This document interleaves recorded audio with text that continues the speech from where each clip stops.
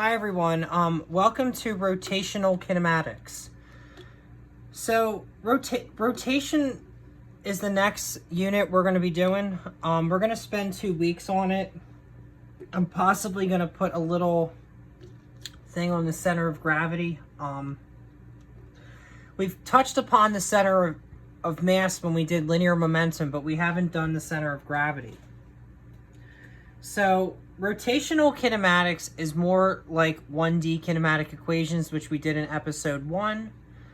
We also learned 2D kinematic equations, which are very important on the highlights. So we've done kinematics so far, and then we've done forces, which were vectors, and we had to show you what the force is. And then we talked about circular motion as well when we did 2D kinematic equations, and we touched on it again when we did forces. Then we talked about the work that's being applied to a force, which is known as energy. It's a scalar. We found out that position is a vector, velocity is a vector, acceleration is a vector, time is a scalar, mass is a scalar, force is a vector, and then energy was also a scalar. So then we got into that, and we learned the scaling properties of vectors when we did energy, which was the work being done onto a force. Forces are vectors. And then when we got into linear momentum, we went back to vectors again. This episode, I'm going to show you how to do rotational kinematics. A lot of times in learning this, they don't really like to go thorough on rotational kinematics, but I'm going to make this a special episode that's going to benefit. You'll learn rotational kinematics. So when I learned them, they weren't very important, but I'm going to make them important. So this is what the topic of this episode. Other than that, there's going to be inertia at the end. We'll get there when we need to get there. And then there'll be a summary, and I'm going to also add in a twist of the spin matrix. At the very end of this episode, I'll make the spin matrix occur. Other than that, before we continue the rotation, I got to show you center of gravity, which is the next episode. We learned center of mass when we did linear momentum, and I also can explain it in terms of forces. But before we deal with that, let's start from where we begun. So actually, let's take this from 2D kinematics. And I have a reason why I'm going to do this. Just bear with me. This is going to be a long episode. So, I mean, this has to be long. I can't make this short. So, if you go back to 1D kinematics, which I am going to show you. Now, these only work if you have constant acceleration, which is kind of what I'm going to explain it. When I review it, is we're going to look at constant acceleration, where the acceleration doesn't change. We don't care about instantaneous acceleration, which is a derivative, nor do we care about varying acceleration, which is the fundamental theorem of calculus, which is a baby integral. We don't care about either of them. But we are going to do integration, but not on kinematics. When you do rotational kinematics, you only care about constant. Well, you could do constant or instantaneous. All right, let me show you. I'm going to start off with 2D, and then we'll scale it down to 1D. Let me get started on that. So we are doing 2D kinematics. I have to find the summary on it. Hold on.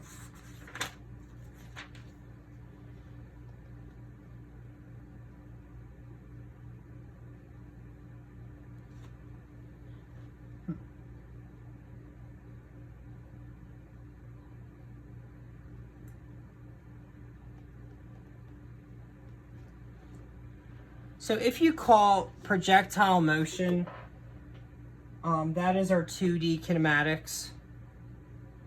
Another explanation on 2D kinematics is just taking the x and the y. You know what? Well, let me show you both.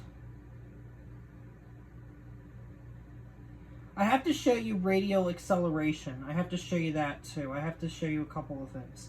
So let's get started on 2D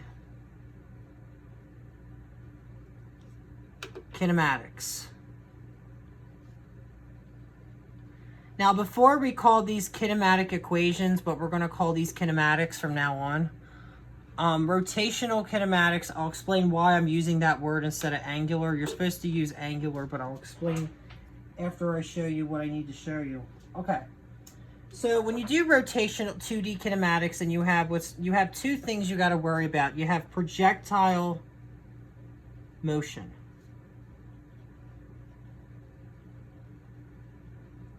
And if I do projectile motion, I have x is equal to v initial, which is the initial velocity of cosine the initial angle, alpha naught times t. Y is equal to v initial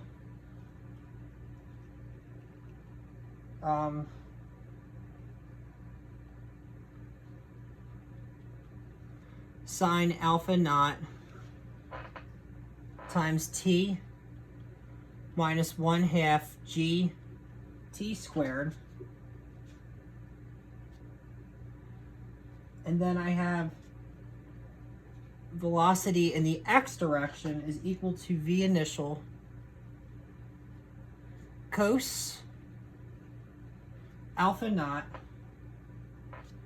and then velocity in the y direction. So you can think of velocity in the x direction as this derivative. The derivative of x with respect to time, it's going to spit out this answer.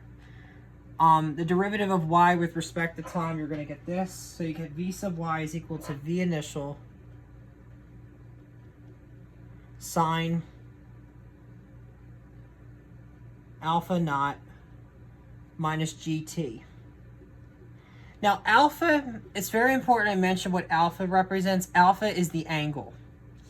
You have two things to worry about with 2D kinematics. You have projectile motion, and then you're going to have center seeking, which is known as centripetal motion, or radial. So it's center seeking, which is centripetal motion or radial. And what I mean by that is when you deal with this kind of acceleration, you can put a C down, which stands for centripetal. Well, centripetal is defined as, this becomes the radial acceleration, which is equal to v squared divided by the radius. Velocity squared over the radius. And then we still call this centripetal acceleration, which is the radial. This becomes this is represented as the radial acceleration, which is equal to 4 pi squared r over the period squared. T means period. 1 revolution. This is precisely why we're using, don't really worry about the pi, worry more about the period and not the pi. And I'll show you why when we talk about rotational instead of angular. Now, if you notice with the projectile motion, not much happens in the x direction, but more occurs in the y direction because we get the acceleration. We call this, if you recall this is acceleration. In case you haven't watched my second video, this is acceleration due to gravity, which is known as our gravitational, and this is the same thing. This is acceleration due to gravity. All right. And then this means time. So you got position and your velocity initial, and alpha is angle. So this is kind of our angle. which can be represented, you can think of it as theta, but that is our angle. Alpha is just our angle. Angle, angle, and then angle. All right, it seems a little dumb, but just trust me with this. Now, you're going to have to know 2D kinematic equations. Don't worry about all this angle labeling. I'm going to cross all that out. Just remember projectile motion. I'm not going to sketch it out because it's not the point of this test, but you know what?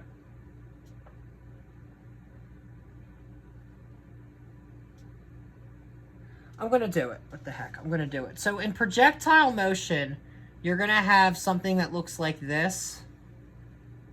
So like you can imagine the velocity vector pointing this way. If it's at this point, velocity points this way. And then you get a velocity, you get a y component, which we call this the v sub y, and then the v sub x. And then the same thing happens here. You got v sub x, the velocity vector, and v sub y. All right. And then if you remember the uniform circular motion here, which in Japan we call it the yenri, which means the circle principle, you're going to have something that looks like a little snowflake in the middle. You could think of it as that. And then your velocity vector. Now we imagine that this is turning counterclockwise, which the arrow is going to go this way because this wheel is, think of this wheel is spinning counterclockwise. This is just taking this problem a step further. I'm going to call this the centripetal acceleration or radial acceleration, but it always points inward, and we call this the velocity vector. And then it points this way as well. Velocity vector, radial acceleration,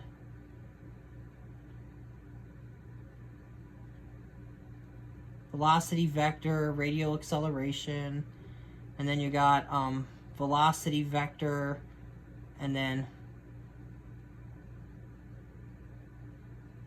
radial acceleration,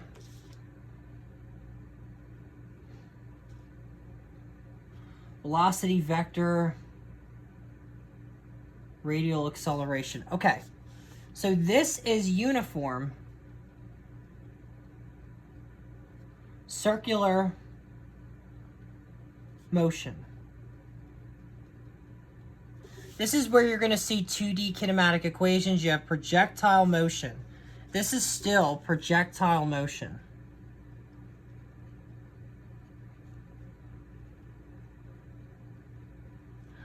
So this doesn't change, but if you notice, center secant centripetal motion becomes, it turns out to be uniform circular motion.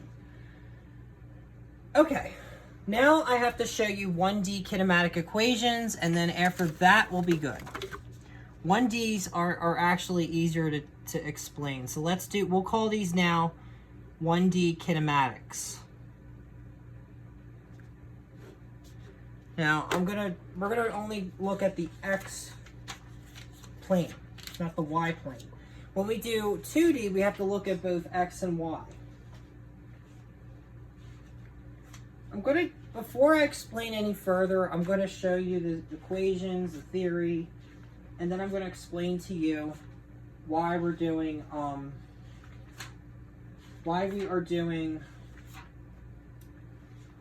well, I'll explain to you why I showed you circular motion, but it really helps with this. I don't think I have to explain why. All right, so this is constant X acceleration only. So if you need to find velocity, right? Velocity in the X direction is equal to velocity X initial plus AXT.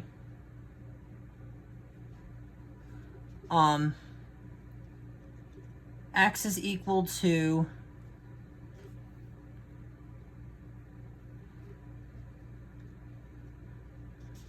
x initial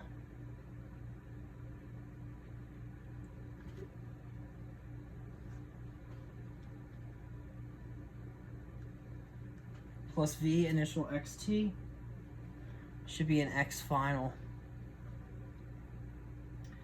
plus 1/2 axt squared. Okay.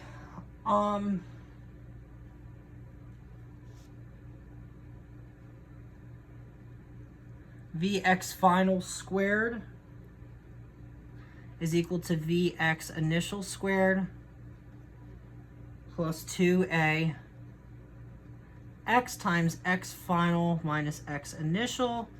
And then the last one, you have a fourth one, is x minus x initial. You can think of that as x final minus x initial is equal to v initial x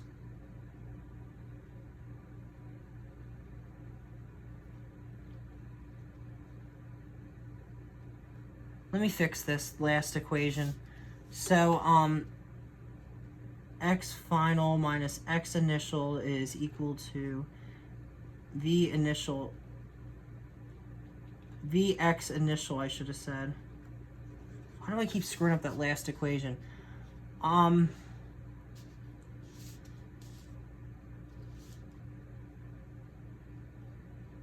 X final minus x initial is equal to Vx initial, is it plus or minus, plus Vx final divided by 2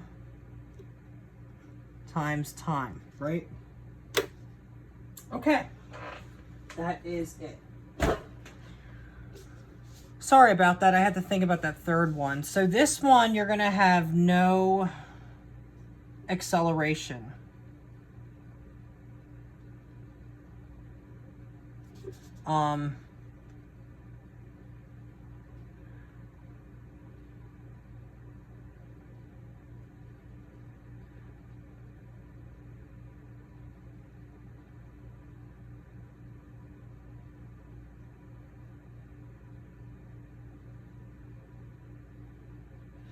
What is this one? No final speed.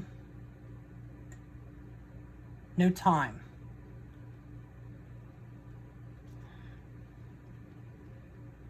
And this one's no final speed. And then we say no position. Don't worry about distance. Think of the word position. So no position, no final speed, no time, no acceleration. And these only work, remember, if you have constant, I'm going to put a bracket here, constant acceleration. So we assume that the acceleration is constant. Okay. Now I have to show you, now we're going to do rotational kinematic equations, but why don't we identify what these are here too? So alpha naught is, I guess this is no acceleration.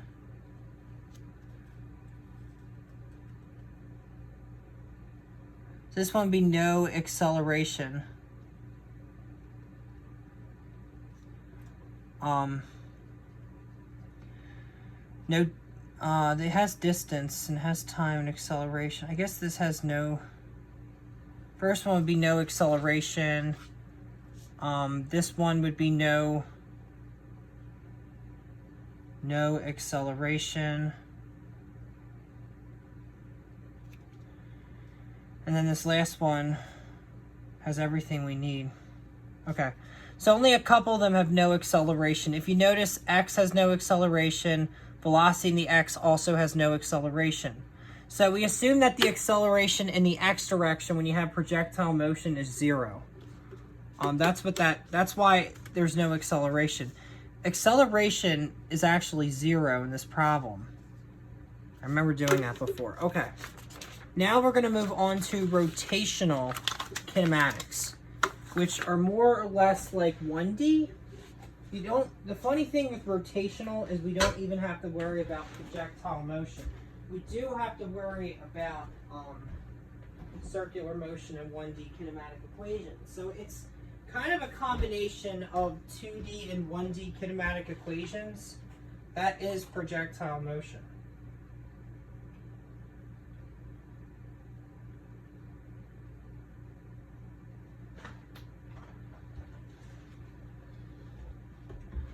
All right.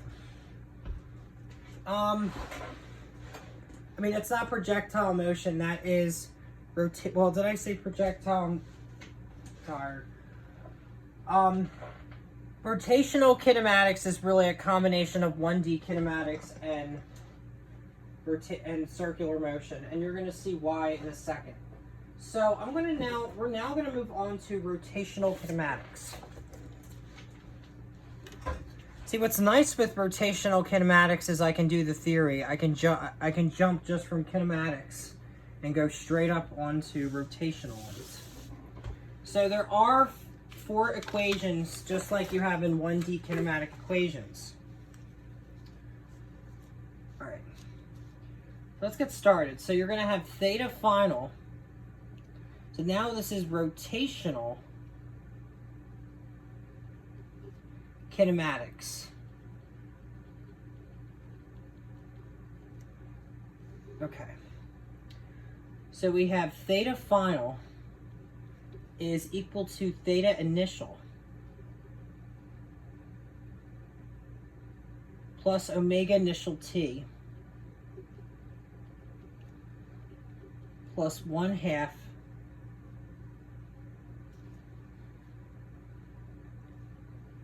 alpha t squared.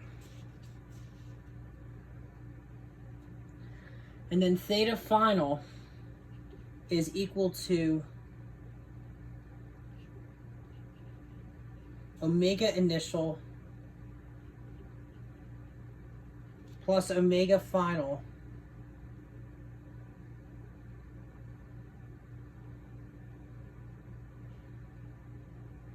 over 2 times t.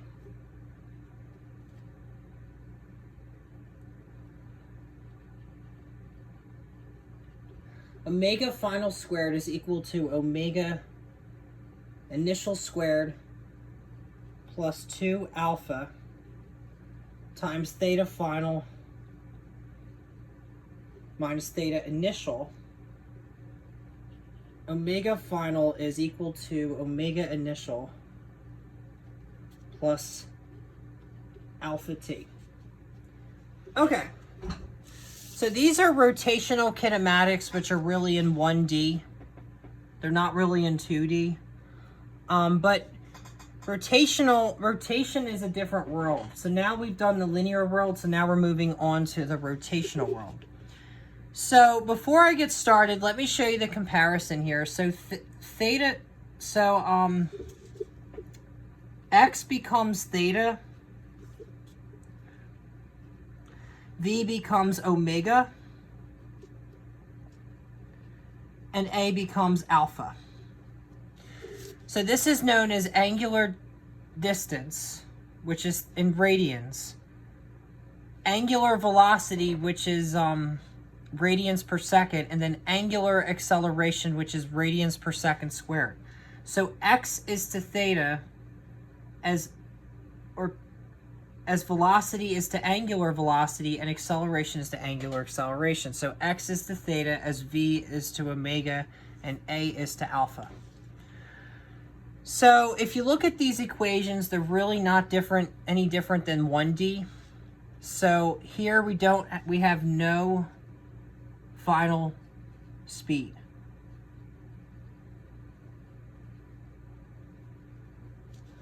And then here we have no acceleration. Now for all of these, you're supposed to put angular, so no angular final speed, no angular acceleration. I just don't have room to fit this. And then this is no time. Or period. You could think of it as a period. So it'd be no time, which would be period. I'm actually going to rewrite this. So this one, you could say has no final angular speed.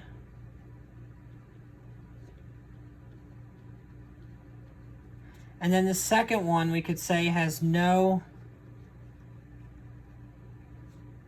angular acceleration.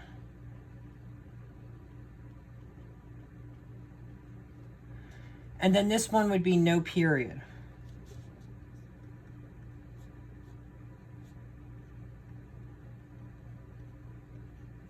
Because I think that would be a period, how many times it would circle. And then this one would be no angle, no distance, right? Or no position, we can call it. And then really we could just call this no angular position. So no angular position. Okay. All right. That is basically what these are. I just re-emphasize. So you have no angular final speed, no angular acceleration, no period, and no angular position. It's really the same thing as no position, no final speed, no time, and no acceleration. It's just reworded for the angular world. You have to understand the angular world is like a reinterpretation of the linear world. It basically doesn't exist in the linear world, but it wants to act like it's part of the linear world. It's a kind of like the angular world is like a reflection of the linear world. It's kind of like its yin component, and the other one would be yang. Like linear would be yang. Other than that, that is what I think of it as. It's kind of like it's reflection, kind of like a yin and yang concept. Other than that, we're now going to get into non-uniform circular motion, which is known as tangential circular motion. So this is really the only 2D that I have to show you. So moving onward, you're going to have equations responsible for that, or equations that explain it. So tangential velocity, we could call it v sub theta, which it's really, you're supposed to put a capital T at the bottom, but it's fine, which is equal to omega r e hat sub theta. And then tangential acceleration, you have a sub theta is equal to alpha r e hat sub theta. And then centripetal acceleration, and I showed you before centripetal and radial are the same thing. So centripetal acceleration is equal to v sub theta squared divided by r times e hat sub r, which is equal to omega squared r times negative e hat sub r. These are your non-uniform circular motion. That's what tangential means. So the way it works with non-uniform is it's the same concept. You're going to have a circle. But like up here, I'm going to do 2 points instead of like, well, maybe we'll do 4. We're going to do 4. So imagine that this one is normal, right? Or imagine that this one's non-normal. So you're going to have a velocity vector, right? And then you're going to have a centripetal acceleration vector. Or we call this the normal vector. Actually, this is wrong. This is off. It's off because let me explain why. So you're going to have a normal vector if you remember the 2D kinematics. So you're going to have a velocity vector, right? And then you're going to have the normal vector, which is always orthogonal. Now, if it ever goes in normal path, a lot of times what happens is if it speeds up, then the vector comes this way for the tangential acceleration. Now, if it speeds down, which I have to put it in a different spot, if it slows down, then the velocity vector always points the same direction, and so does the normal vector. But then if it slows down, it's going to go behind the normal vector.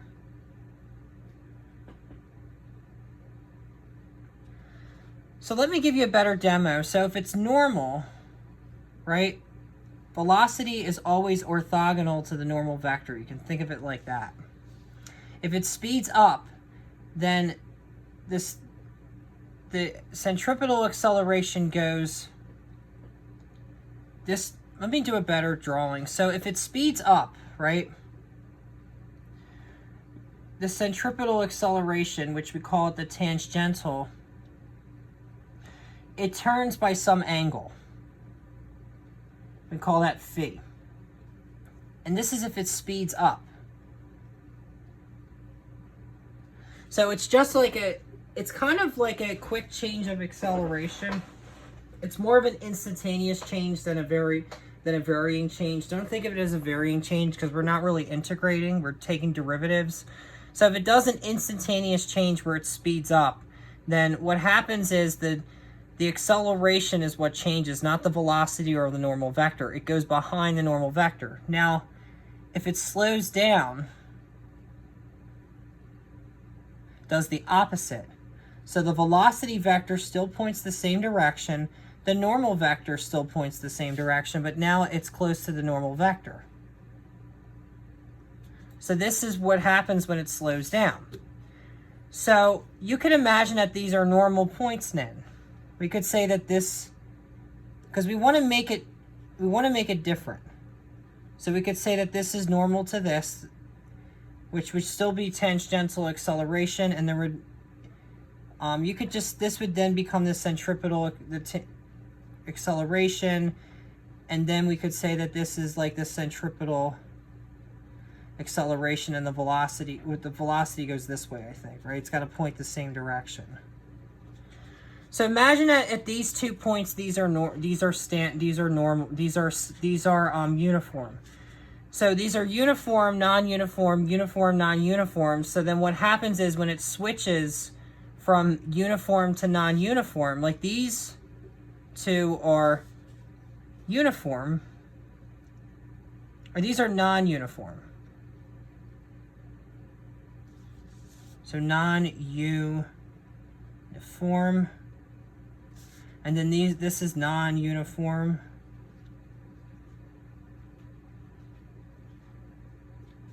And then this is uniform.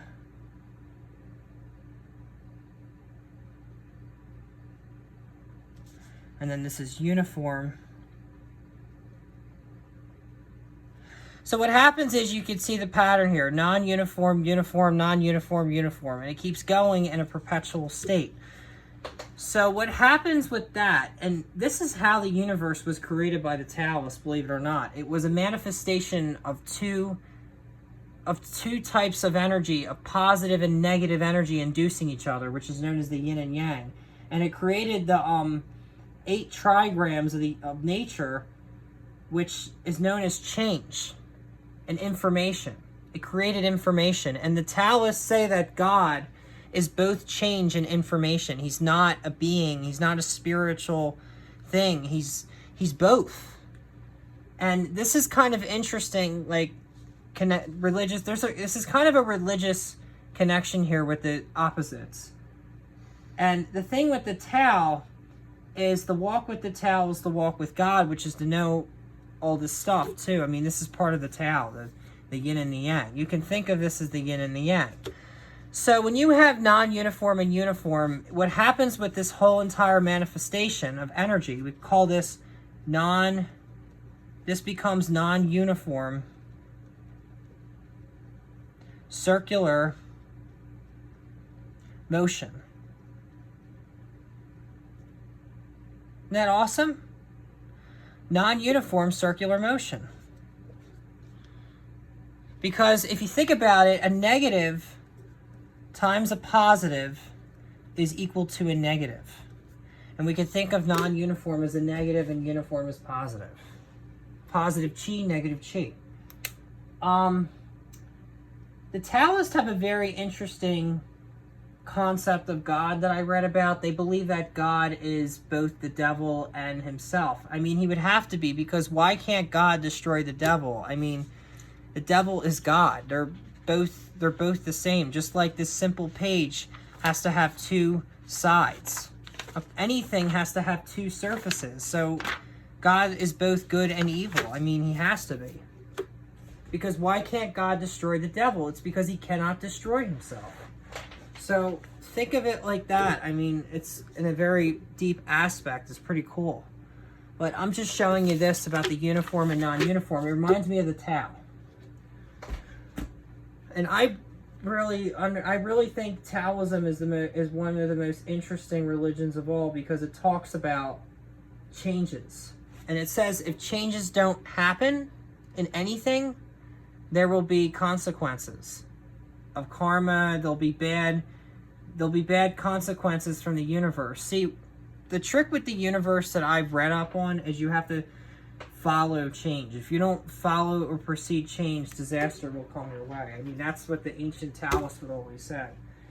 And Lao Tzu was interesting. He was like 500 BC, but a lot of the stuff that he says is still going on right now. I mean, they even talk about gaming elections and government and all that stuff. It's bad. It's bad. It's bad karma for the people.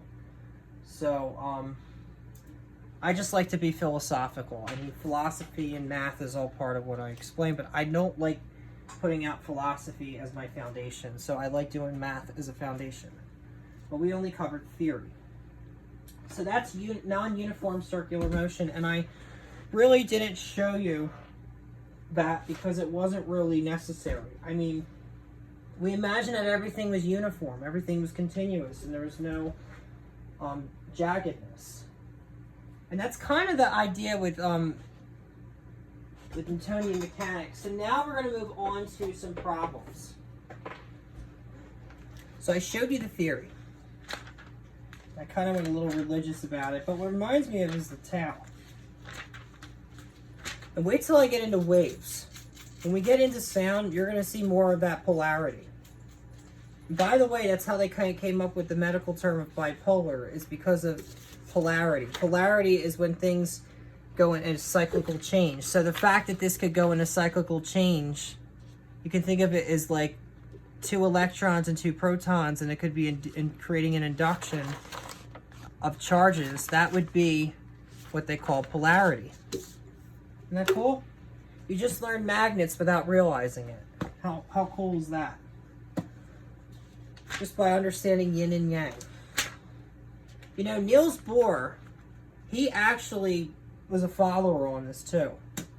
He thought the same thing. And when he traveled to China, he had he made a coat of arms with the yin and yang symbol. Check out the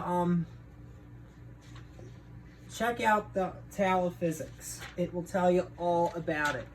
I actually didn't. This information that I told you about you know, the good and the evil. I didn't read that in the Tao of Physics. I read a book called The Great Tao by Dr. Stephen T. Chang. And what's very fascinating with Taoism is the Pakwa is like their holy cross. It wards off evil, apparently, and it's supposed to be very effective. Now, I know it's crazy, me as a scientist talking about that kind of stuff, but I'm telling you, anything that can't be proven anything that can't be understood hasn't been proven yet in science. So just remember that from a theorist. But I want to try to be both a theorist and an experimentalist. I got to be good at both before I want to be a theorist. So Now we're going to move on to rotation. You're going to learn a lot from this. Like, I'll tell you. At the end, like, your heads are going to feel like they're spinning. Like, they're really going to make, this is really going to make your head spin. But try not to just work too hard on this, okay? Alright. So now we got to do some problems. I don't know if we want to do a flywheel. Yeah, I have to show you why. I have to explain why rotational and not angular. And the only way I'm going to explain it is doing a problem. It's more or less the velocity, the angular velocity, than the angular acceleration. Alright, we got like, I think about 4 to 6 problems. So I hope my pens will make it through tonight. Pens are like running out of ink. Wait a minute, I have 2 with ink. Never mind. Take it back. I feel like I got plenty of ink to finish the whole season. Alright, so this one you're going to have theta is equal to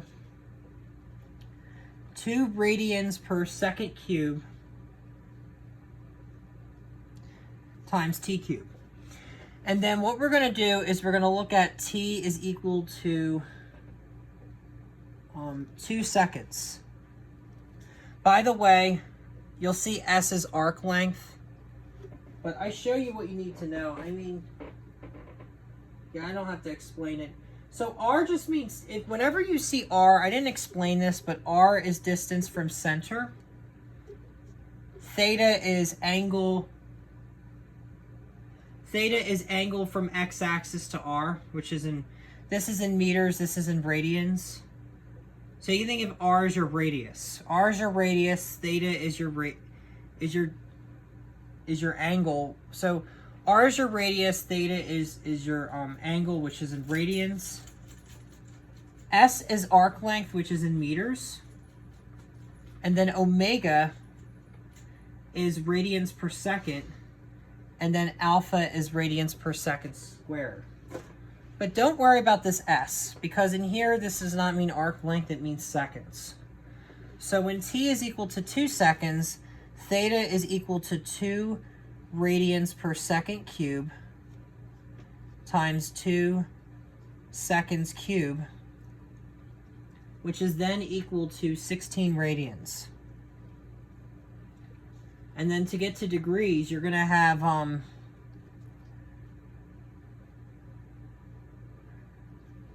16 radians, multiply that by 360, divided by 2 pi radians, and then the radians cancels, and this equals to 920 degrees, which is really, I think it's the reference angle.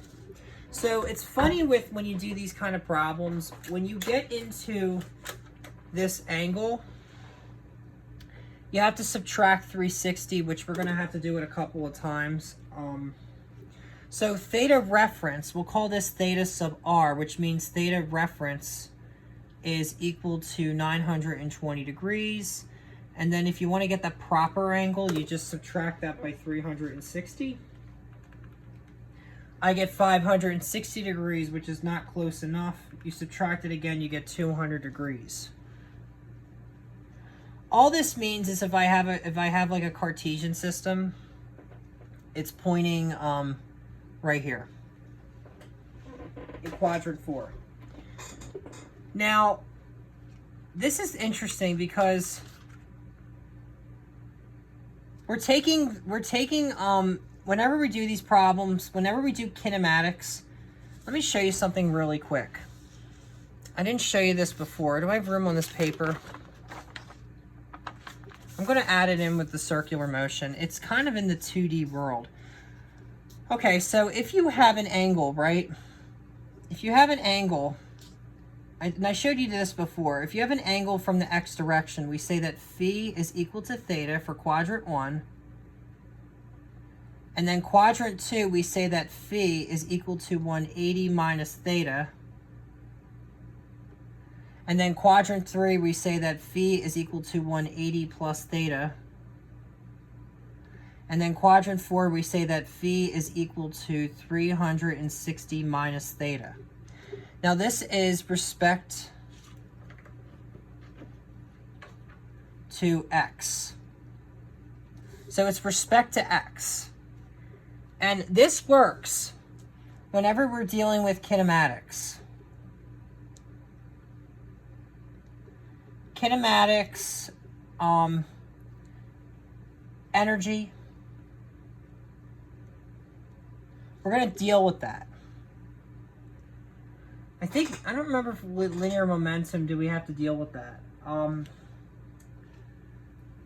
don't think we worried about it so much. I think it's in linear momentum as well. I could be wrong. It might be in linear momentum. I think it's in linear momentum. I didn't spell linear right. Let me find out if it is in linear momentum. I know it's at least in kinematics and energy. And what I mean by kinematics is I'm talking about 1D kinematic equations, 1D kinematics, 2D kinematics, and rotational kinematics. I'm talking about all of them. Now let me see if it's really explained in linear momentum, because I'm pretty much sure it is.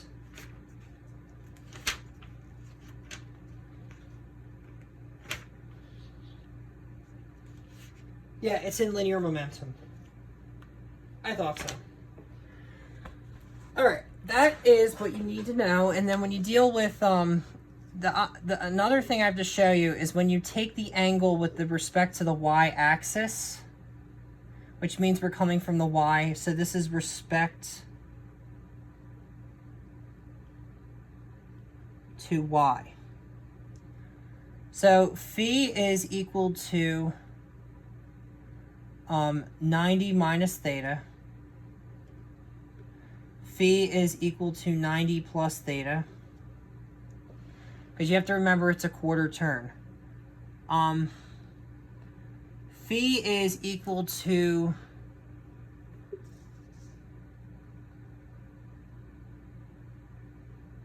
I think it's 270.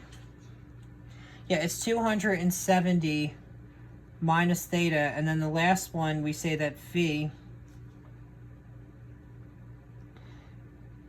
is equal to 270 plus theta. And you're going to see this in forces, rotational momentum, which we haven't covered yet.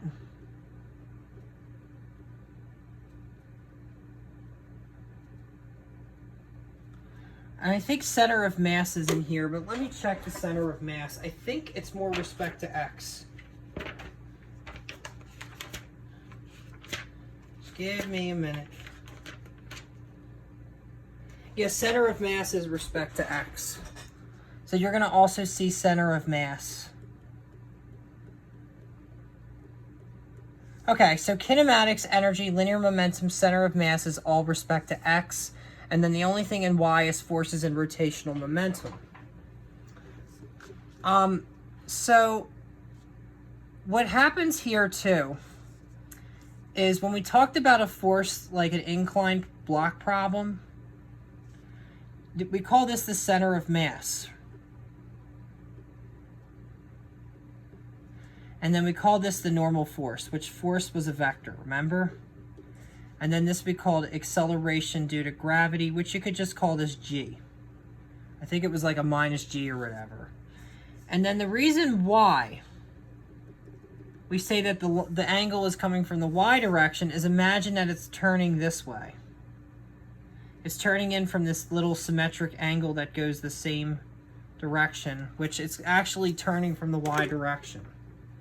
So that's where the concept of the angle from the y direction, that's why this provides clarity why forces are in the y direction. Sorry about that long talk on that. I thought I should show you that since we're doing direction. In Taoism, they call it directionology, which is interesting. It shows you like proper business strategies on where to create a safe environment.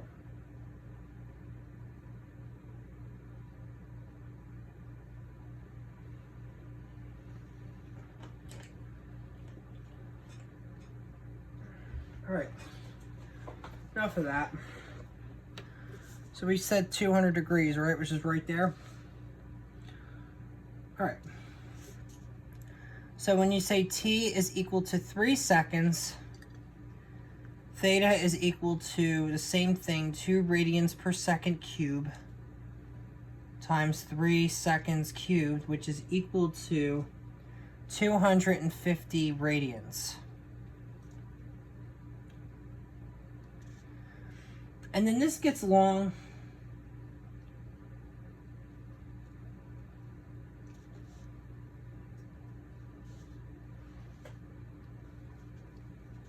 So if you get 250 radians times 360 divided by 2 pi radians, the radians cancels, and then you end up getting 14,000 degrees. Okay, so what this meant with this part, and this is why we're calling it rotational, not angular, is when you have this turn from here, it takes, because we had to basically subtract twice, so it's 3 times, I think. It's 1 or 2. We had to do it twice. So it means this thing can spiral. It has 2 periods to give us 200 degrees. It turned like twice. This one I believe is 38 times, but you can find out. We can quickly do the math by taking 14,000 and dividing it by 360. And then we'll get an approximation on how many.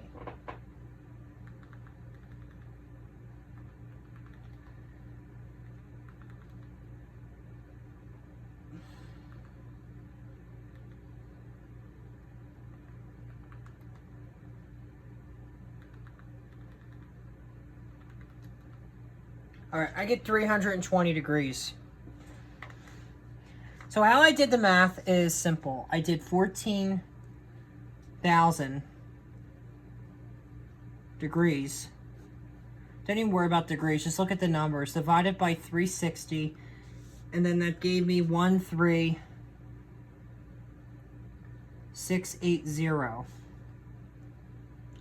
13,680.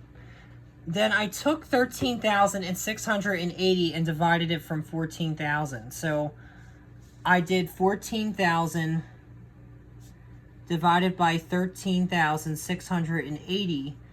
And then that gives me, well, actually,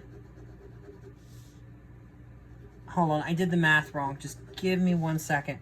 So what I did was I took 14,000 and divided it by 360, which gave me 38.8889. And then I just divided it by 38. So I took 14,000, or no, I did it this way. So I took 38 times 360. So 14,000 divided by 360 was 38.8889. And then I multiplied 38 by 360, and then this gave me 13680. And then I took that number and divided it by 14,000. So I took 14,000 and then I divided it by 13,680. Oops, supposed to be a division there. So let me redo that. So I took 14,000 and divided it by 13,680, and then that gave me 320 degrees. See? 14,000 divided by 360 gave me this number. I multiplied 38 by 360 to get that, divided it by that, 320 degrees. And that 0.8889 means it's not a complete revolution. So it's got a remainder amount. But it's close. And I think I did the math before. You can't go any smaller than 320. So what this is saying on this part is it's got to basically wrap around 38 times.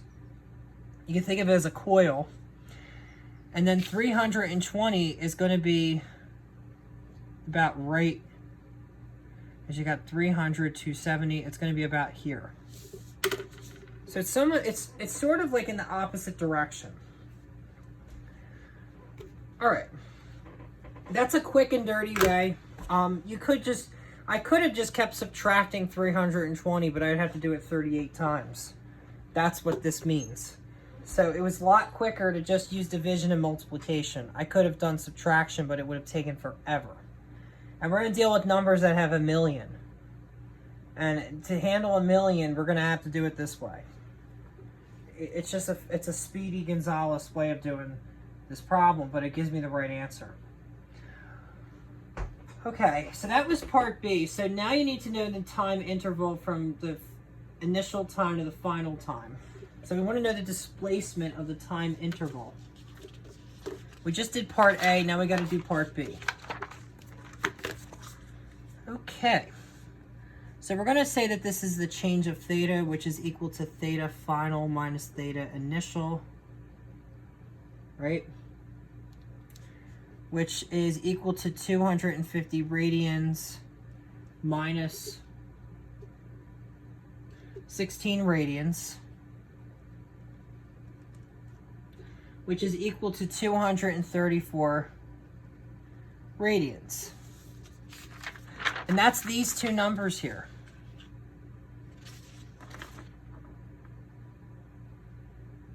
Here we go, 250 minus 16. These two numbers. And then you end up getting that number. And then remember the radius is remember that diameter, we'll call this D, little d. Or you know what, let's make this, big D means, we'll just call this big D. So diameter is 0.36 meters. You gotta remember that. Diameter is 0.36 meters. So then you take half of that, which means I just take that divided by 2. I'm going to get 0.18 meters. Now, I purposely showed you that because you're going to take that answer. So now we're looking at the arc length, which we call it the S. So S is arc length, which is R theta 2 minus R, which I'm not even going to say theta 2.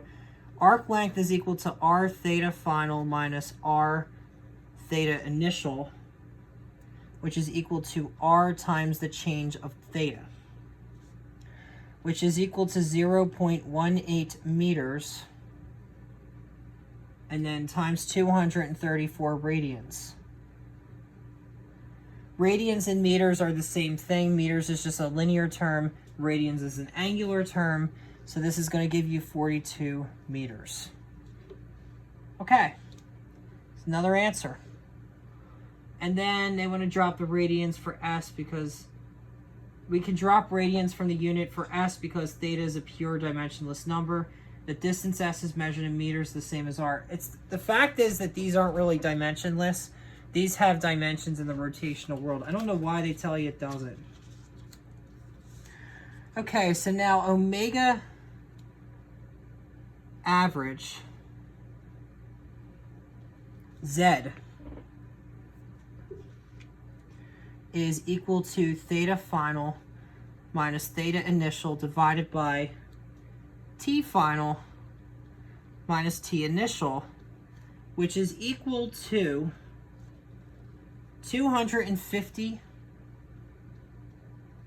radians minus 16 radians, and that came from here, divided by 5 seconds minus 2 seconds. Oh shoot, this wasn't a 3. This was a 5. So this was not 3 seconds, this was 5 seconds. We started at 2 seconds to 5 seconds, my bad. And then you're going to end up getting 78 radians per second.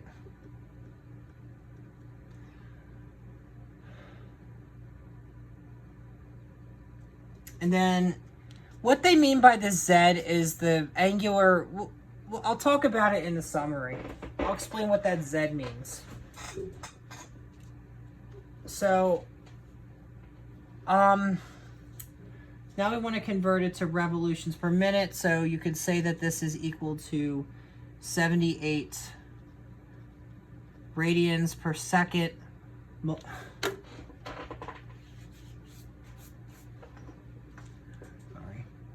Multiply by 1 revolution divided by 2 pi radians. Radians cancels. Multiply by 60 seconds over 1 minute.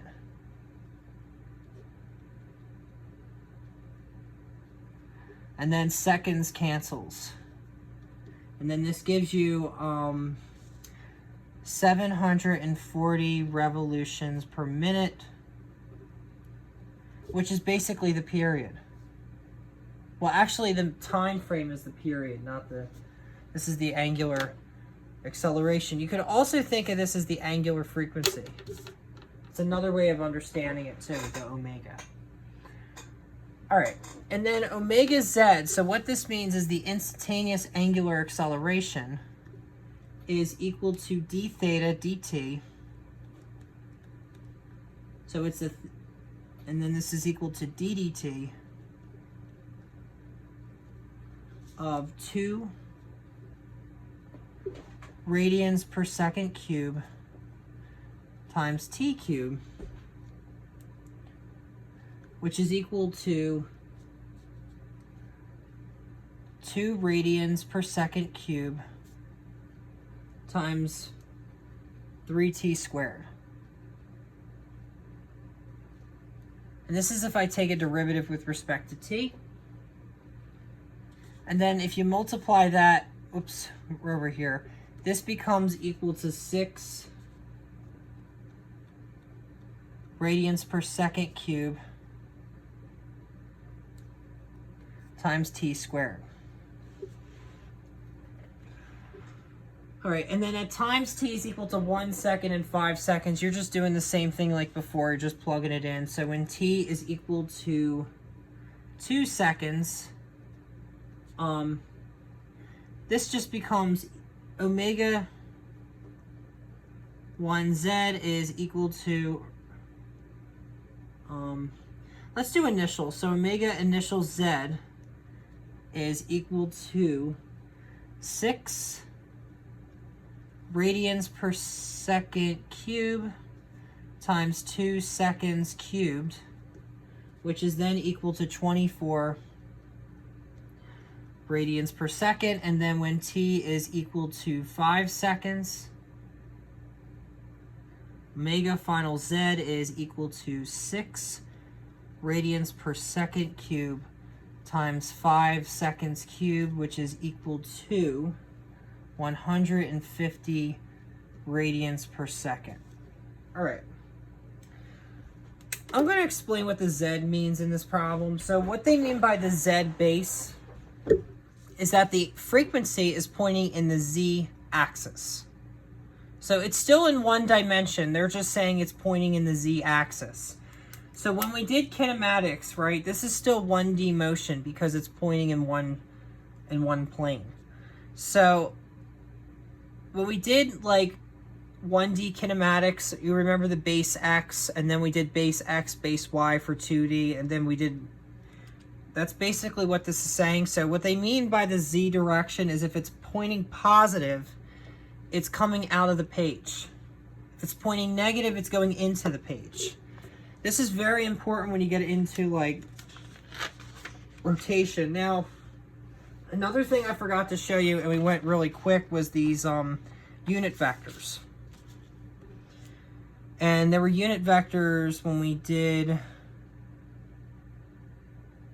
Where was the unit vectors? Oh, here we go. The E hat was our unit vectors. Now, unit vectors we haven't really touched up on because with Newtonian mechanics, they're not that important. You just need to know what vectors are. You don't have to know them with Newtonian mechanics. When we get into electricity, they're going to be important to understand unit vectors, where they point to something. We did cover them when we did 2D kinematics, so I was just showing you the significance of a unit vector. Other than that, we're going to do calculating angular acceleration, which is actually easier than doing angular velocity.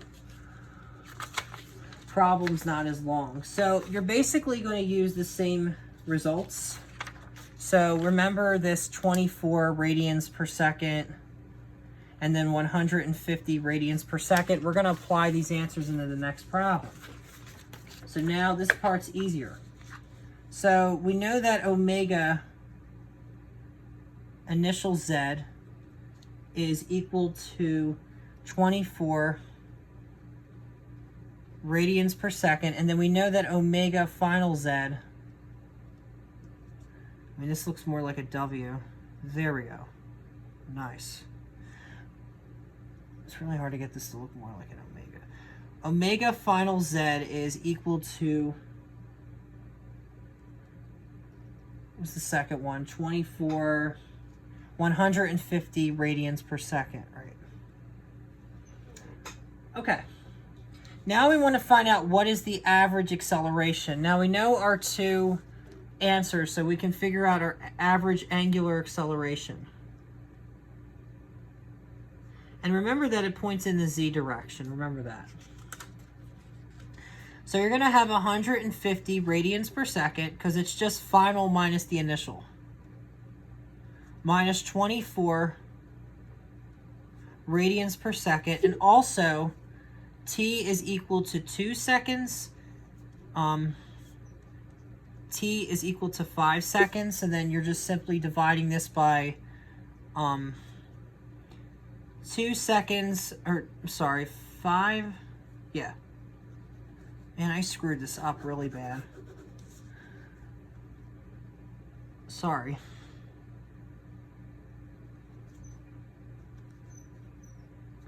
Can't even see that pen. Let me rewrite that better. Average angular acceleration pointing in the z direction is equal to 150 radians per second minus 24 radians per second divided by 5 seconds minus 2 seconds. There we go. And then this is going to give me 42 radians per second squared. See? We're almost done. Now we want to find instantaneous. So instantaneous, we only have to do, we only care about the alpha z, which is equal to d omega z dt, which becomes equal to d dt of 6 radians per second cube times t squared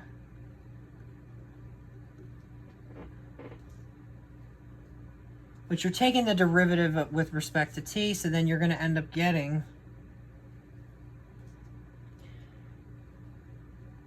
6 radians per second cubed times 2t.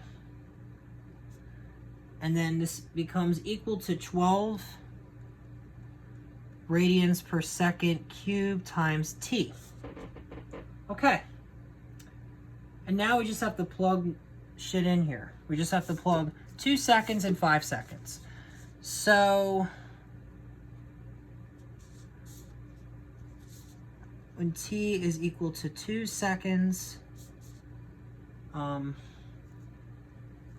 alpha initial z is equal to 12 radians per second cube times 2 seconds, which is equal to 24 radians per second squared. And then when t is equal to 5 seconds, alpha final z is equal to 12 radians per second cubed times 5 seconds, which is equal to 60 radians per second squared. Okay. All right, there's one more problem I have to show you with kinematics. It's a Blu-ray problem. Other than that, once we get to inertia, it won't be as long. Inertia will get quicker. So I got to show you that one more.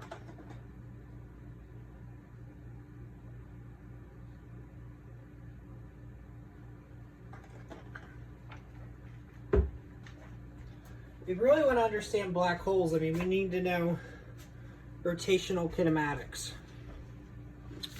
They're very important. And I'll explain why at the end.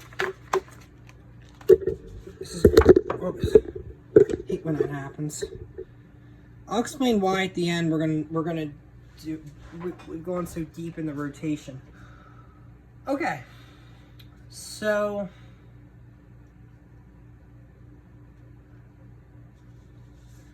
you're basically gonna have t is equal to 0, and then t is equal to, instead of doing a list, let me just do a comma. So t is equal to 0, and then t is equal to 0.3 seconds. All right, so then if you had omega z,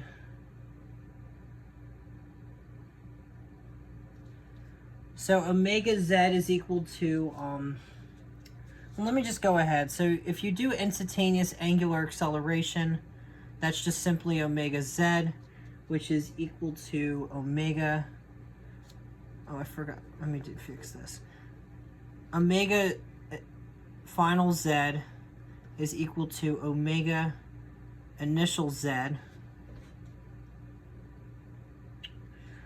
plus alpha zt,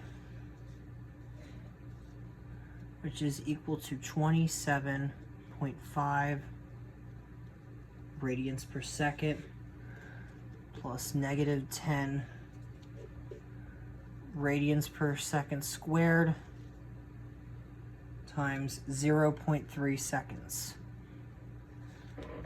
All right. And then this gives you 24.5 radians per second. And then you could say that theta final is equal to theta initial plus omega naught z t plus 1/2 alpha z t squared, which is equal to 0 plus 27.5 radians per second times 0.3 seconds plus 1/2 times negative 10 radians per second squared multiplied by 0.3 seconds squared. And then this gives you 7.8 radians. Don't even worry about that 0 after. And then you want to convert it, you multiply this, you can multiply this by saying 1 revolution divided by 2 pi radians. The radians cancels. And then you're going to get 1.24 revolution. Okay.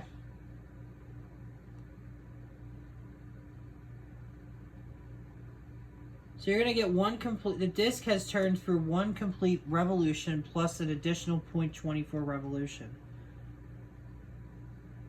So it's going to be, basically that is through 360 degrees plus 87 degrees. You're getting an additional 87 degrees.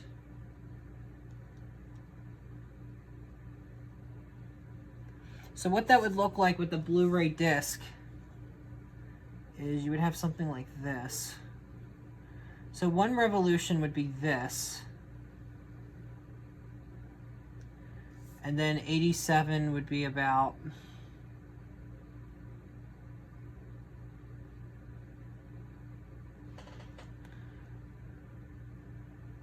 I guess like right here maybe.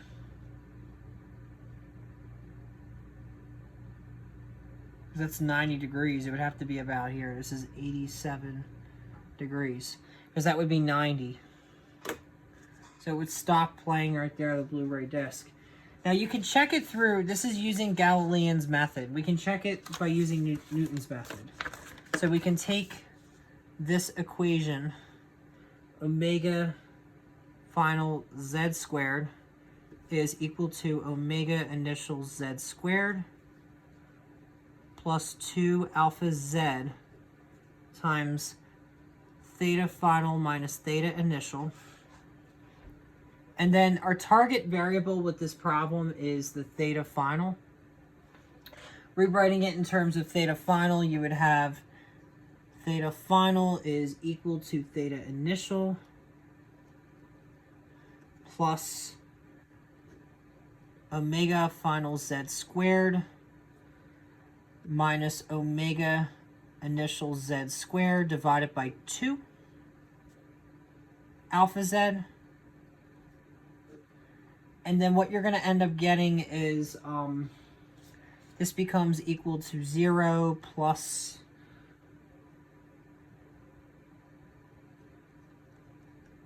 24.5 radians per second squared minus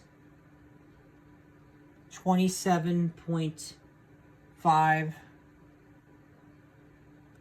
radians per second squared divided by 2 times negative 10 radians per second squared, which is fine because 2 negatives cancel. Negative divided by negative is a positive, so then that gives us 7.8 radians. If you notice here, the answers match. So it works, it checks out. Now another thing I forgot to show you was we're dealing with constant. This problem is nice because you're dealing with constant acceleration. Now when we did forces, we were talking about constant velocity. Remember doing these block plane problems, we said velocity is constant. So like we learned how acceleration was constant when we went into 1D kinematic equations, 2D kinematic equations, especially with projectile motion. Uniform circular motion, you would say the same thing, the acceleration is constant. And then we said it wasn't constant if you had non-uniform circular motion, varying acceleration or instantaneous acceleration. And it's not really constant. And then we said if we had instantaneous velocity or just, but then when we got into forces, we talked about constant velocity. So it's just something else to see with that. Other than that, I got to show you the parallel axis theorem. So I'm not going to write out these equations. Maybe I will. So if you do inertia tables, I'm going to just show you from the book. I'm not going to write them all out for you. In Calculus 2, in the beginning, you would do what's called applications of integration, where you would spin something. And when you would spin something like a disc, so you can imagine that you have like a rectangular region on an axis of rotation.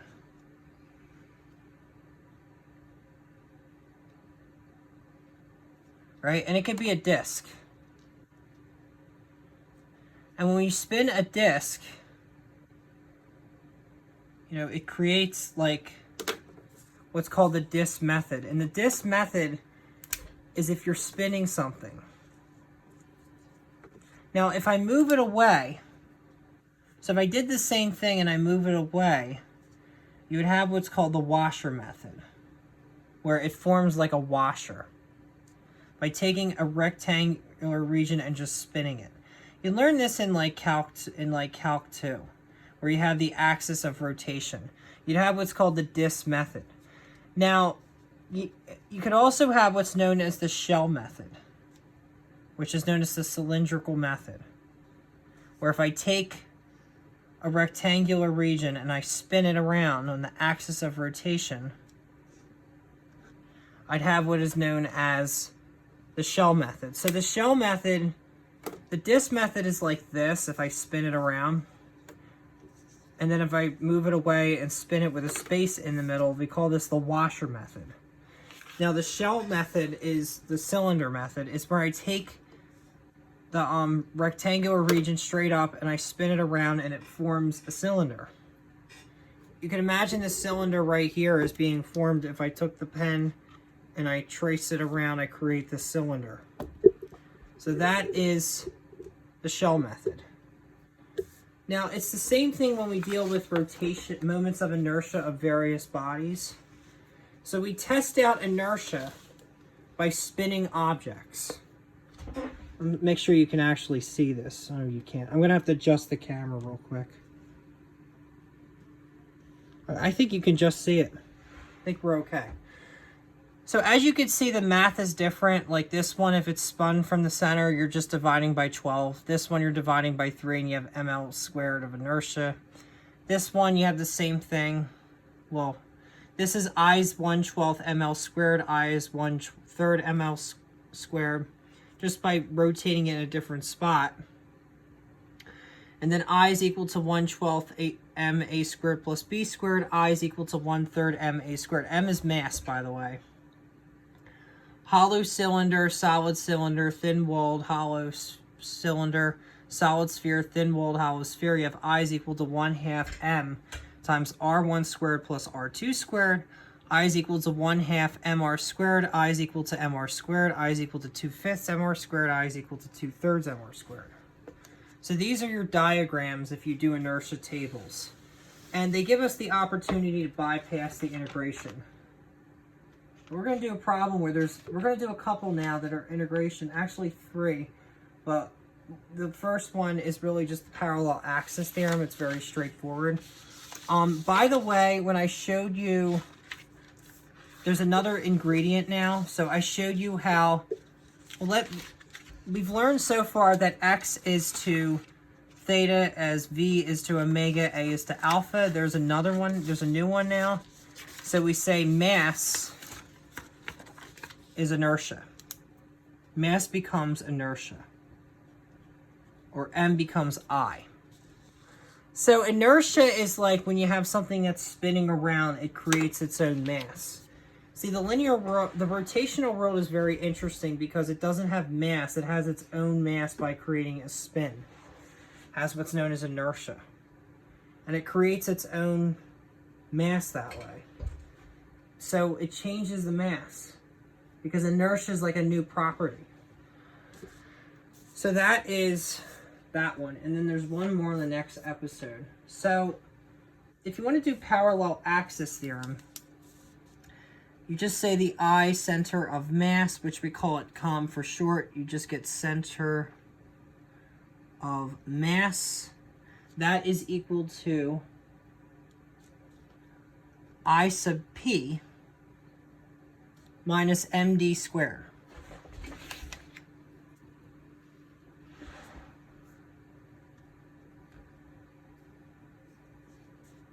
And if you want to plug some numbers in, you could say that this is defined as 0.132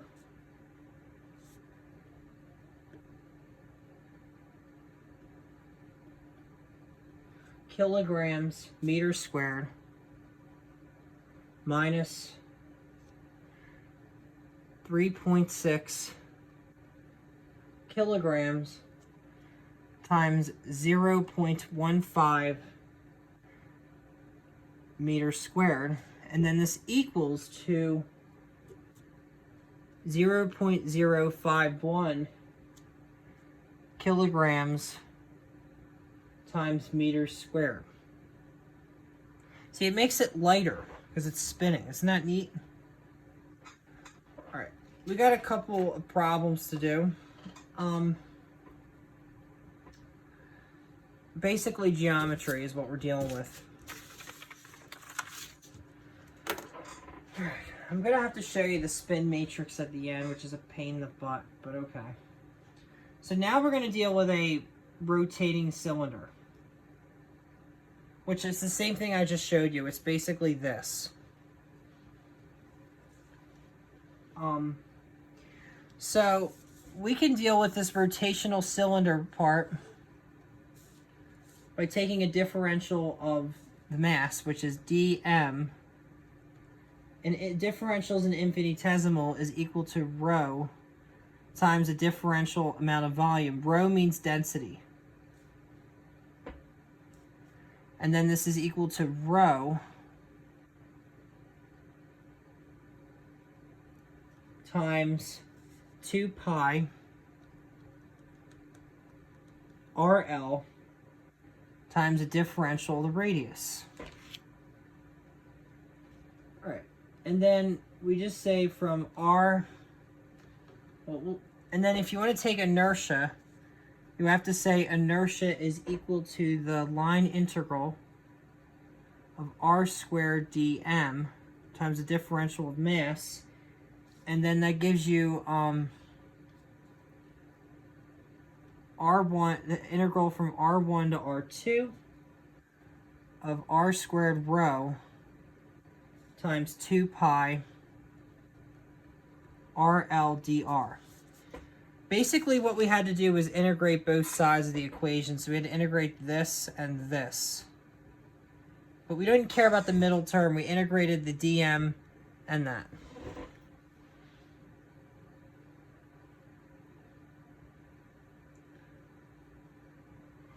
And then this equals to, pull out the constants, you get 2 pi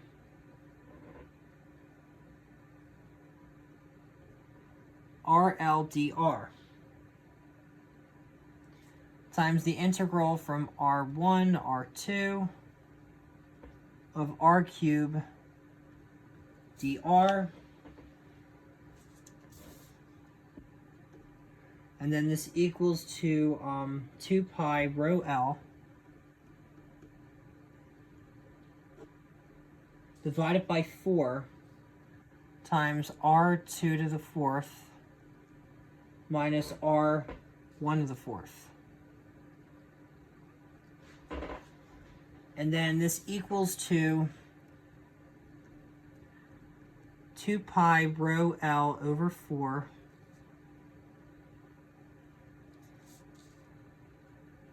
times R2 to the 4th minus, whoops, let me just erase this.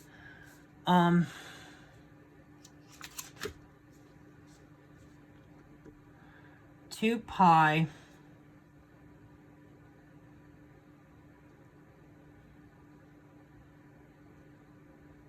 rho L over 4 times R2 squared minus R1 squared times R2 squared plus R1 squared.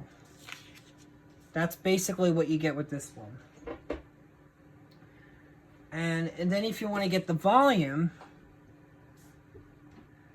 you say that volume is equal to pi L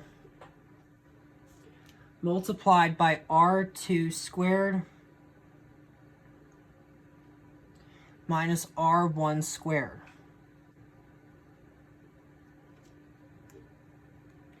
And then you need to know its total mass, and then you say M is equal to rho times V. Basically, this is like a differential equation, so you know what volume is, so you just basically plug what this is for volume into V. You plug this in to this.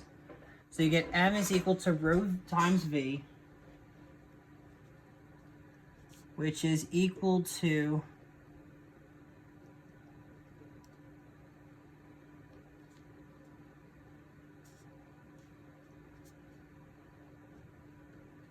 pi L rho times R2 squared minus R1 squared. All right. Then at the end, you're going to say it matches with the table. Matches the table because inertia is equal to, if you look at the table, you get inertia is equal to 1/2 of m times R2 squared minus R1 squared. And you're going to get the same thing from this, which you're going to say that inertia is equal to 1/2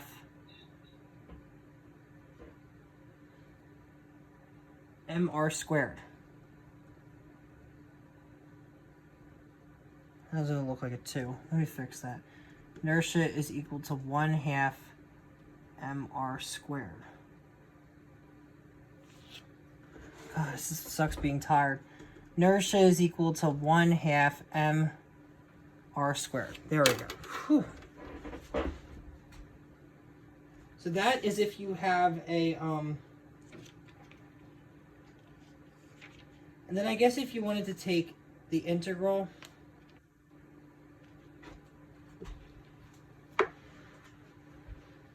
we don't have to do all that.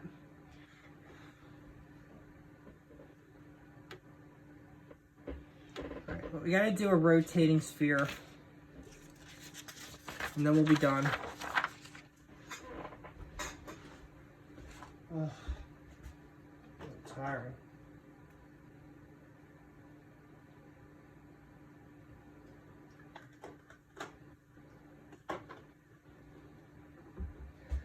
Alright, so a rotating sphere is if you have something like this,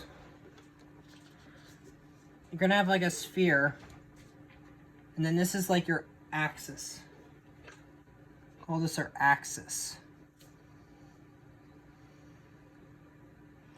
And then we're going to take a slice, which is going to be a circle. I mean, this is our differential element. So the math that I'm going to use for this is r is equal to the square root of r squared minus x squared. And I think big R is the inner radius, little r is the outer radius. And then if you want to find volume, well, you say volume is equal to pi r squared. Now I want to take a differential. So what I do is I add a d in here. So I take a differential amount of volume is equal to pi r squared dr. And then it's a differential amount of volume, an infinitesimal amount of volume is equal to pi r squared times an infinitesimal amount of radius, which is going to equal to pi times r squared minus x squared times a differential amount of x. All right, and then a differential amount of mass is equal to rho times a differential amount of volume, which is then equal to pi rho times r squared minus x squared times a differential amount of x. And then you say a differential amount of inertia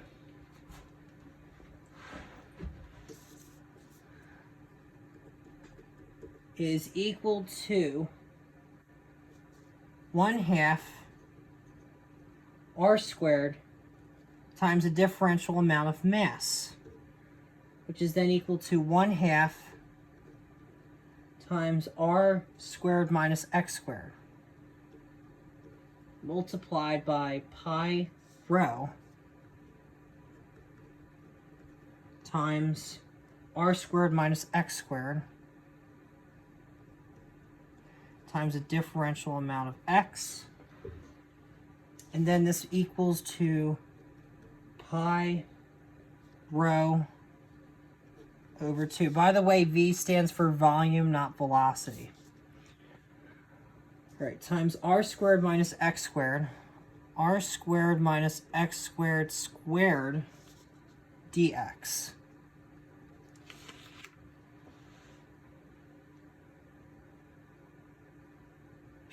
A lot of substitution in here, as you can tell. I'm trying to see where this came in from.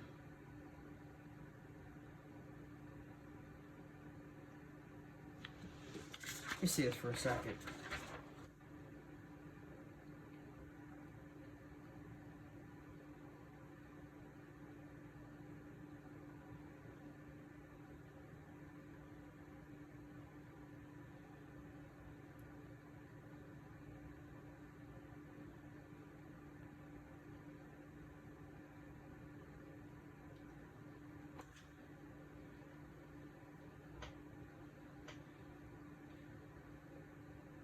Oh, I see what they did. See, they found volume, which was this. And then they said mass is density times volume, which this is an equation that's used in chemistry. So this equation is this old famous equation. Density is equal to mass over volume, I think. Mass per volume. So volume was equal to this. And then mass was equal to rho times volume, which was this equation. This is where the rho came in. And then inertia is 1/2 of r squared times the differential amount of mass, which was 1/2 r squared times this.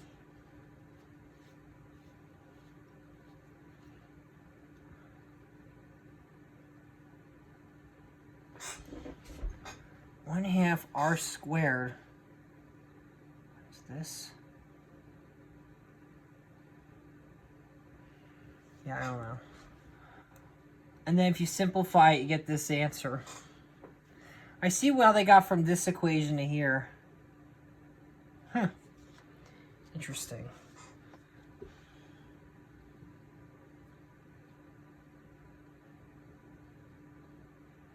Oh, this is the 1/2 r squared. I see what they did.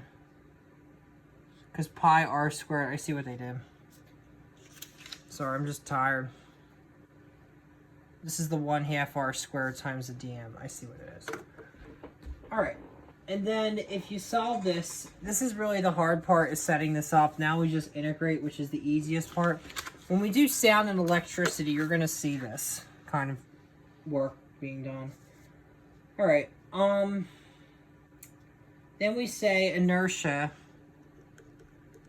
is equal to 2 times pi rho over 2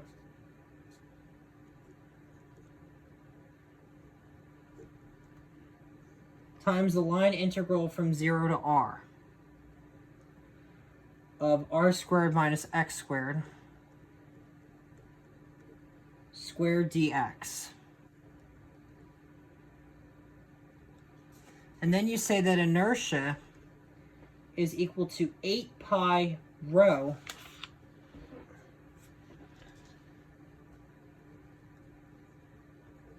times r to the 5th over 15. And then the volume of the sphere, you got to remember, the volume of the sphere is equal to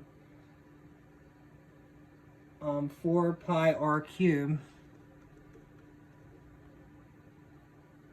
over 3. And then rho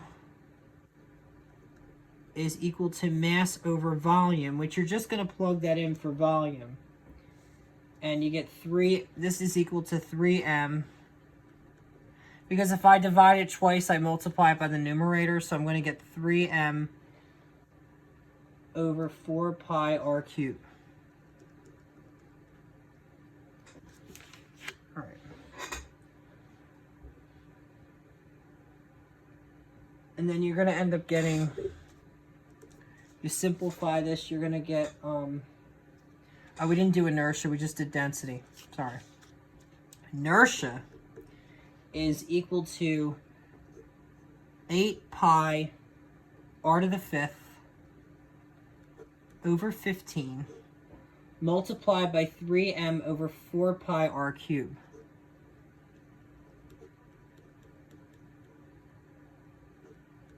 And then you're going to end up getting 2/5 mr squared,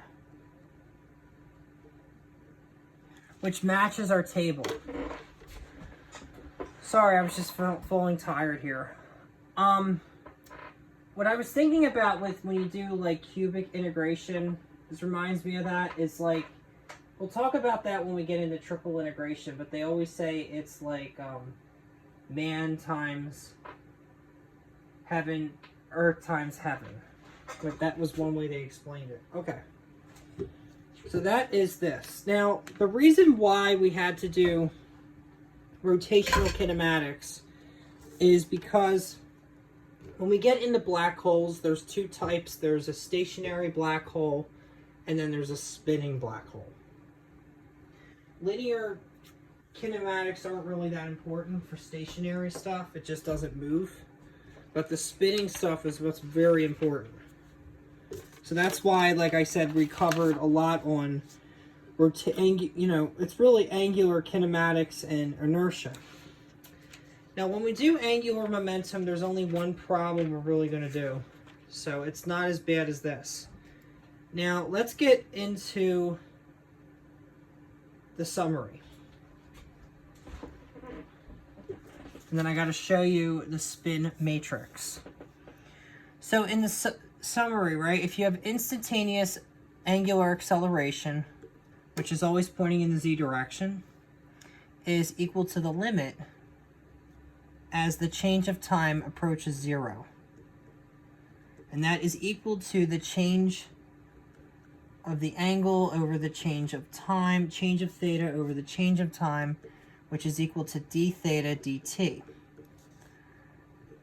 And then that's instantaneous angular acceleration. Instantaneous angular velocity is equal to the limit as the change of time approaches 0, which is equal to the change of the angular frequency in the z direction with the change of time, which is equal to d omega z dt. And then, of course, you have these equations. I'll write them again. So you'll have theta final is equal to theta initial plus omega naught zt plus 1/2 alpha zt squared. And then we say constant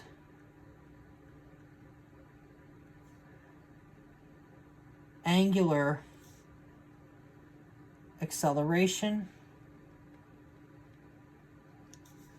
And then you have another one, which is theta final minus theta initial is equal to 1/2 times omega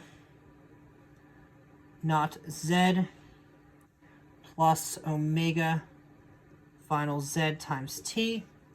And then this is also constant angular acceleration. Okay.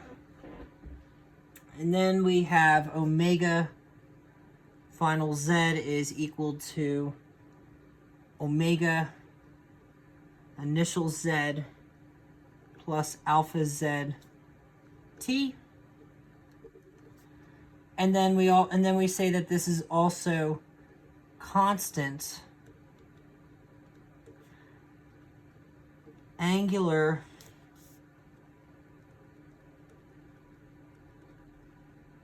acceleration. All right, and then we're almost done. And then omega final z squared is equal to omega initial z squared plus 2 alpha z times theta final minus theta initial. And then once again, we also say constant angular acceleration. Okay. And then if you want to do rotational linear, so the correspondence between linear and rotational, you could think as velocity as r times the omega, right? And then the tangential acceleration, which is the same thing as centripetal acceleration, but it's acceleration that's non-uniform. So it's equal to dv dt, which is equal to r times d omega dt, which is equal to r alpha. And then radial accelerations. So I guess this would be uniform, and then non-uniform would be v squared over r, which is equal to omega squared r. Oops, I did the notation wrong. Sorry. Angular radial acceleration is equal to v squared over r. Why do I use capital R? What the hell is wrong with me? Radial acceleration is equal to v squared over r, which is equal to omega squared r. Finally, I used lowercase. Okay. And then if you do moment of inertia and rotational kinetic energy, we'll do another spot. Running out of room here. So you're going to have inertia is equal to m1 r1 squared plus m2 r2 squared plus so on. It's basically a series, which is equal to the ith sum of m-ith, and then you have r-ith squared. Now, ith and d are the same thing. Can't really see this. I'm sorry, I'm just tired. The ith sum of m-ith, r-ith squared. Now, ith and d are the same representation, so this is the same thing. You can think about it as the sphere. When we talked about a differential element, d and ith are the same thing.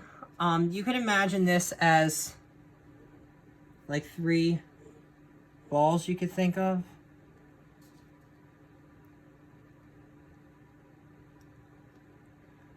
Think of it like this. And then it's got to rotate.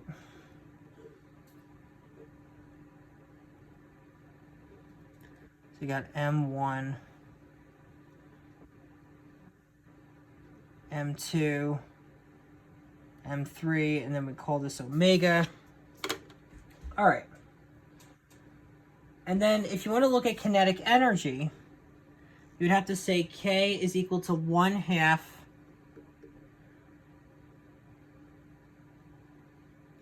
inertia times omega squared.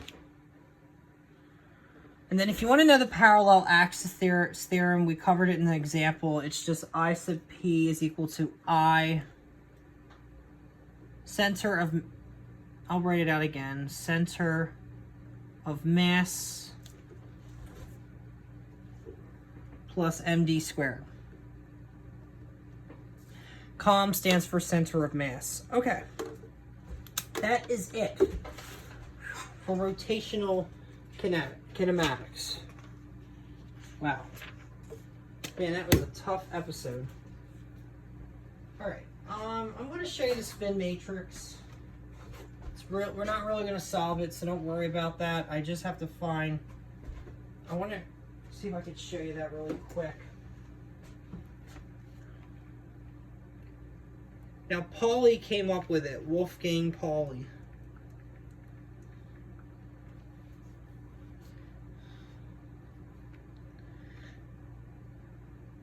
So in quantum mechanics, everything has to have like a specific spin. And the I's stand for eigenvalues and eigenvectors. I'm not going to really go into the eigen stuff. we'll save that for another episode, like when we get into modern physics. But the spin matrix is you could have a sigma. And it's the same kind of idea, but it's spinning on different regions. So if I have, for instance, sigma sub z, this would equal to a matrix. Or it'd be 1, 0, 0, negative 1. And then sigma sub y is equal to 0, negative I, 0.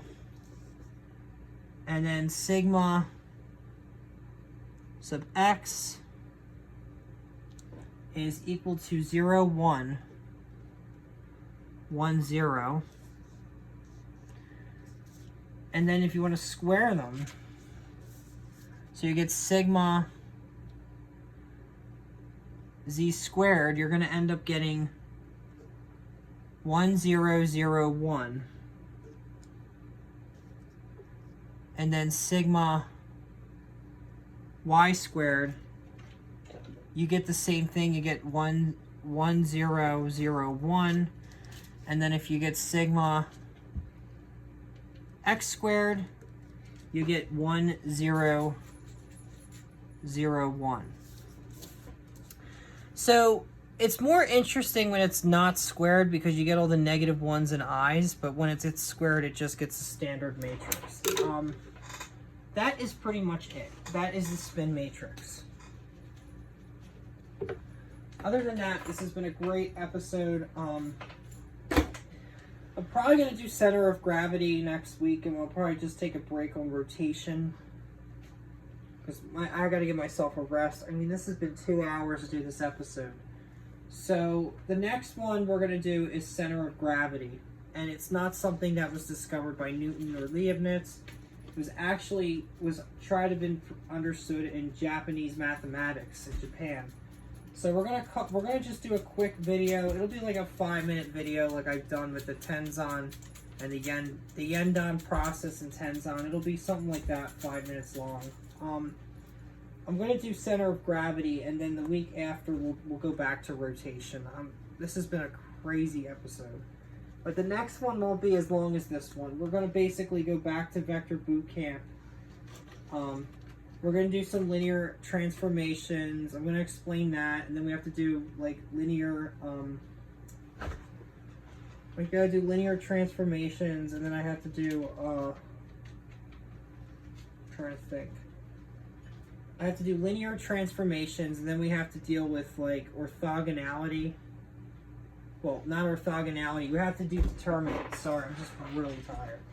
So we have to do determinants, which shows you if it's non-zero or zero, if the matrix is invertible or not, and it applies into linear transformations. And we'll talk about Leibniz and Sekikawa and all that good stuff.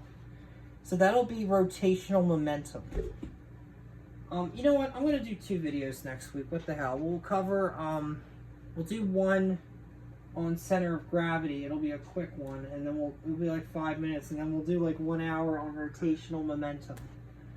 And then the week after, like I said, we'll be doing 2 episodes on probably 2 separate weeks, but we'll do gravitation and black holes, and then we'll be done the show. There will be a bonus episode, and I'm not really going to tell you what it is. It's a surprise. It'll be fun. All right, stay tuned. Thanks. Bye.